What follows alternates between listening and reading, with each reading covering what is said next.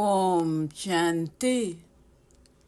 4/10/2024 காலை முரளி. ஓம் சாந்தி.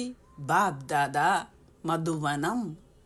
சாராம்சம்: இனிய குழந்தைகளே, நீங்கள் எந்த அளவிற்கு அதிகமாக அன்புடன் தந்தையை நினைவு செய்கின்றீர்களோ அந்த அளவிற்கு அதிகமாக ஆசீர்வாதங்களை பெறுவதுடன் உங்கள் பாவங்களும் தொடர்ந்தும் அழிக்கப்படும். கேள்வி: எந்த தர்மத்தில் நிலைத்திருப்பதற்கு தந்தை உங்களுக்கு வழிகாட்டுகின்றார்? பதில் பாபா கூறுகின்றார்: குழந்தைகளே, ஓர் சரீரத்தை கொண்டிராத உங்கள் தர்மத்தில் நிலைத்திருங்கள். சரீர தர்மத்தில் நிலைத்திருக்காதீர்கள்.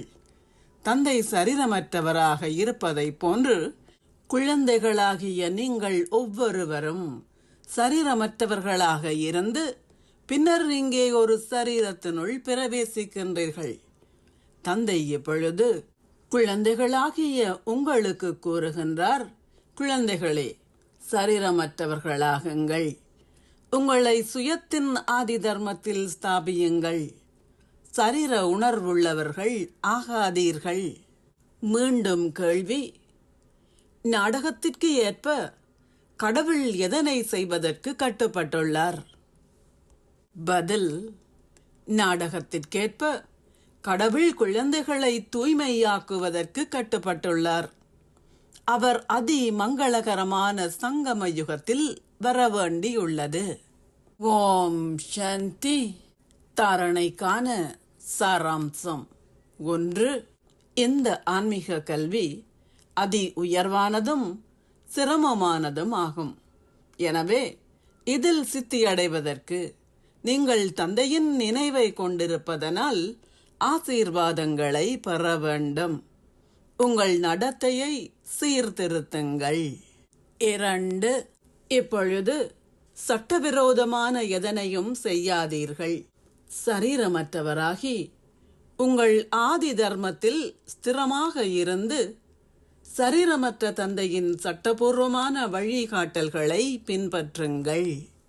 ஆசீர்வாதம்: நீங்கள் தந்தையின் சகவாசத்தை கொண்டிருப்பதன் மூலம் உங்களின் ஆதி தர்மமான தூய்மையை இலகுவாக பின்பற்றும் ஒரு மாஸ்டர் சர்வசக்திவான் ஆகுவீர்களாக. ஆத்மாக்களின் ஆதி தர்மம் தூய்மையாகும். ஆனால் தூய்மை இன்மை என்பது புற தர்மமாகும். உங்களின் ஆதி தர்மத்தில் உங்களுக்கு நம்பிக்கை இருந்தால் எந்தவிதமான புற தர்மமும் உங்களை அசைக்க முடியாது. எவ்வாறாயினும் நீங்கள் தந்தையை மிகச் சரியாக இனங்கண்டு அவரை உங்களுடன் வைத்திருந்தால் உங்களின் ஆதி தர்மமான தூய்மையை ஏற்றுக்கொள்வது மிகவும் இலகுவானதாகும். ஏனென்றால் உங்களின் சகபாடி சர்வசக்திவான் ஆவார்.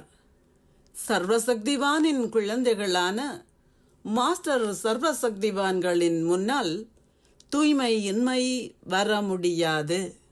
உங்களின் எண்ணங்களிலேனும் மாயை வந்தால் நிச்சயமாக ஏதாவது வாசல் திறந்துள்ளது அல்லது உங்களின் நம்பிக்கையில் ஏதோ குறைவு இருக்கின்றது.